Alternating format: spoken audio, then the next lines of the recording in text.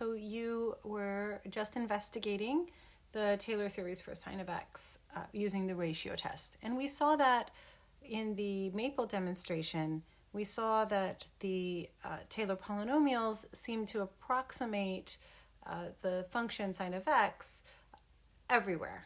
If we take a high enough degree polynomial, we can, it appeared, get arbitrarily close. In other words, it looked like for all x, this Taylor series is convergent.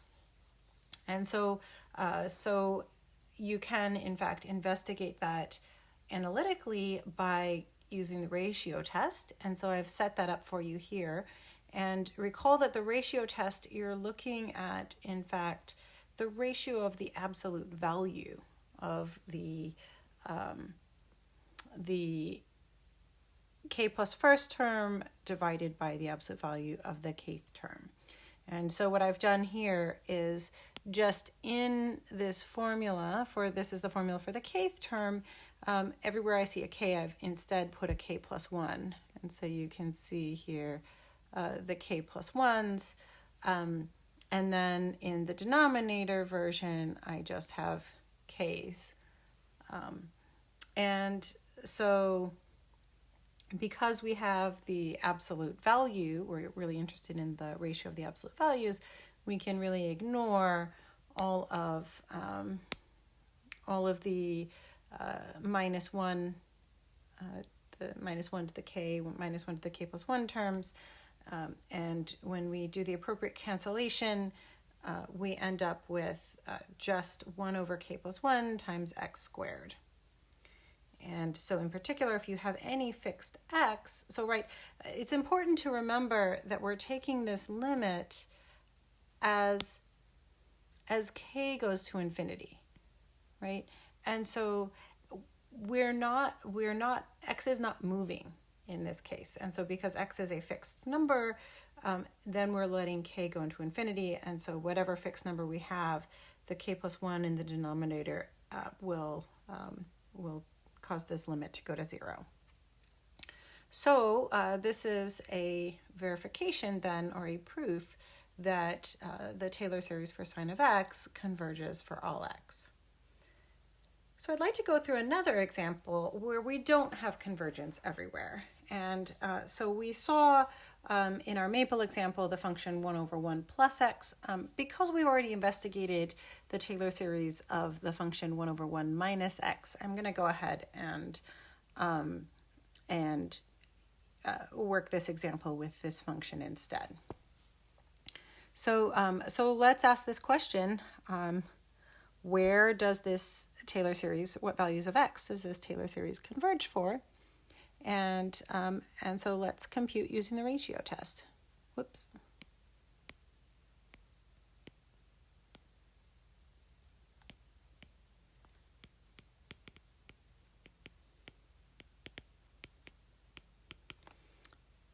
So we want to take the limit as k goes to infinity of the absolute value of the k plus first term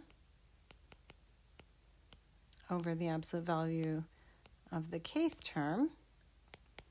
Right? And this is going to be, let me not get rid of the limit until after I've resolved that.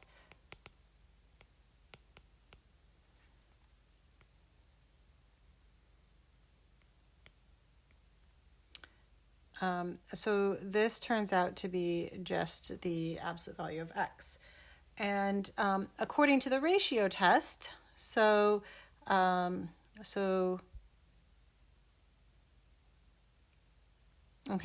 ratio, the absolute value of x as k goes to infinity, there are no k's in there anymore. So this is just equal to the absolute value of x. And so now, by the ratio test, the Taylor series converges for absolute value of x less than 1, and it diverges for absolute value of x greater than 1, and there's not enough info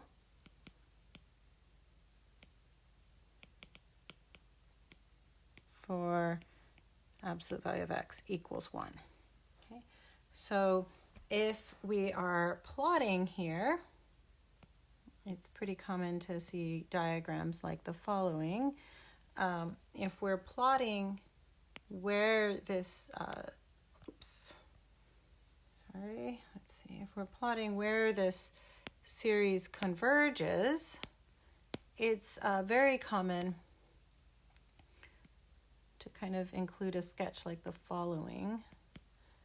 Okay, and so what we know is that everywhere between -1 and 1, we have convergence.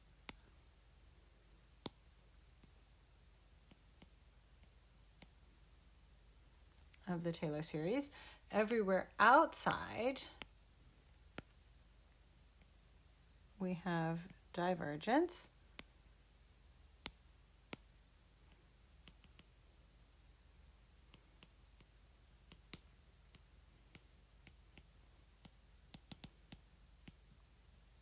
Okay, and just to kind of keep things grammatically consistent, I'm going to go ahead and write this as Taylor series converges.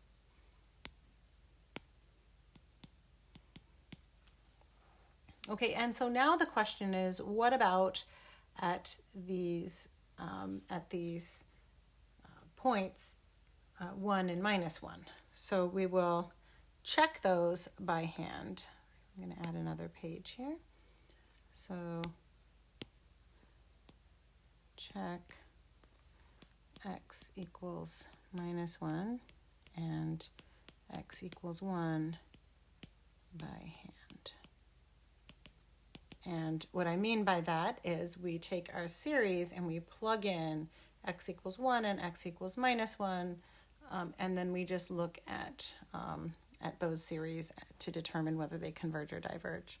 So for x equals 1, the Taylor series is sum of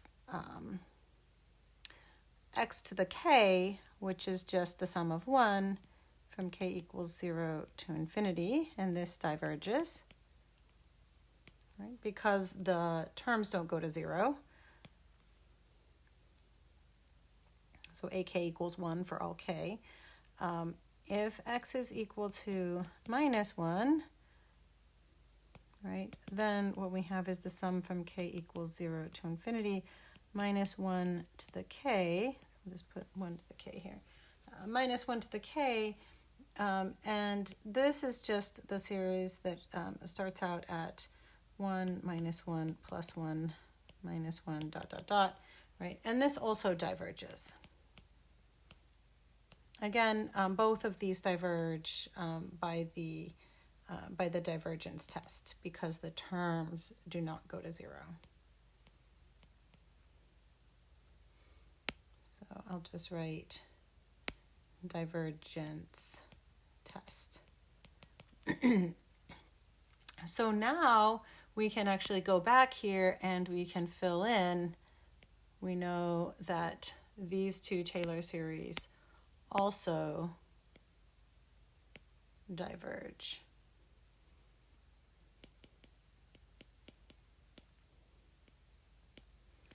X equals plus or minus 1. Now, it's not always the case that both endpoints behave the same. Sometimes you'll have situations where when you check one endpoint, it converges and the other one diverges, or they might both converge. So you'll see all sorts of different examples of these coming up. So I will go ahead and just comment here that the common feature that we'll see here is you'll see examples where this ratio,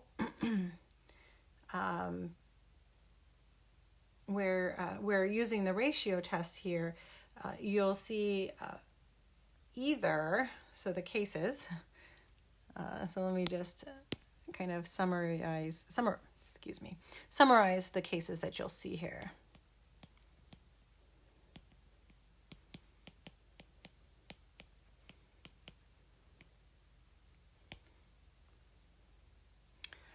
So it turns out whenever we have a Taylor series, we're really considering a series of the form. So our series are of the form sum from k equals 0 to infinity of ck x to the k, right? And the ck is just the those are the coefficients of the Taylor polynomials. So this special form allows us to say something about what the ratio test will do. And the ratio test is considering the ratios of the form ck plus 1 x to the k plus 1 over ck x to the k, right? And the ratio test looks at the limit as k goes to 0 of these values, right? And so we can simplify this in the general setting.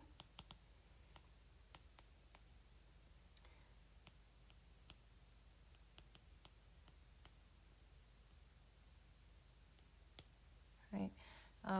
We're really looking at the limit of the ratio of those ck to ck plus 1. Let me go ahead here and just put some absolute values so we don't have to worry about those.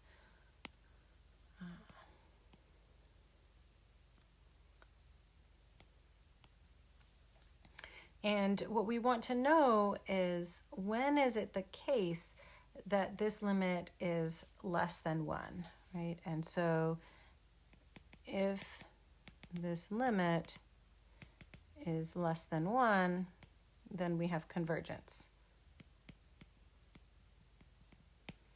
And the Taylor series diverges if this limit is greater than 1. And so what you notice then is that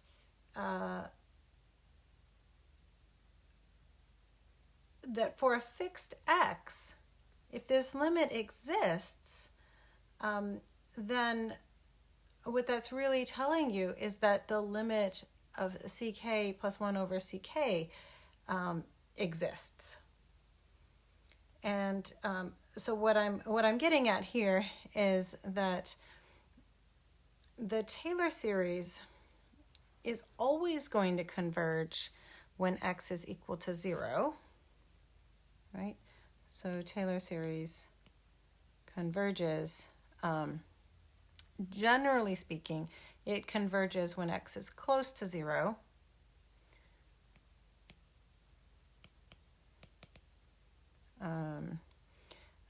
But it always converges when x is equal to 0.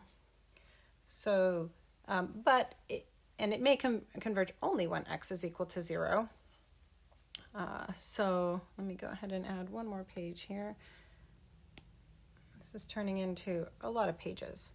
So let me just pictorially describe this case. So we always have convergence right at 0, and I wanted to put my color coding in here. So I wanted to put the green here and then the red highlighting outside. So it might be that the Taylor series only converges at 0. It might be that the Taylor series converges up to some number r. Right? And so it may be that the Taylor series converges inside for our close to zero in the sense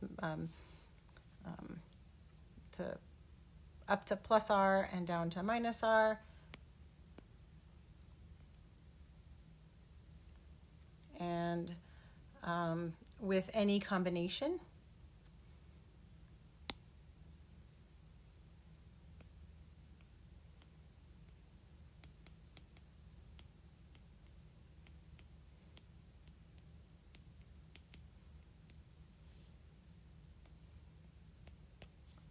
The endpoints may or may not converge. And then the other possibility is that the Taylor series converges everywhere. So I'll just sketch that in here. So convergence everywhere. And in fact, so these are the three cases that you would check. So I'll just comment then that the picture, if you have a Taylor series centered at another base point, is the same, except that instead of 0, we would have a everywhere.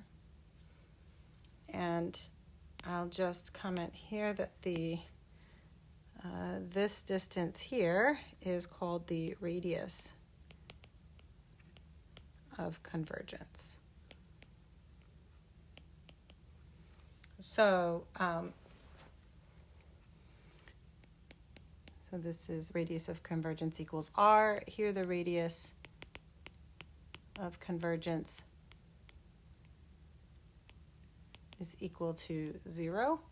And in this case, in the bottom, we would say that the radius of convergence is equal to infinity to indicate that this Taylor series converges everywhere.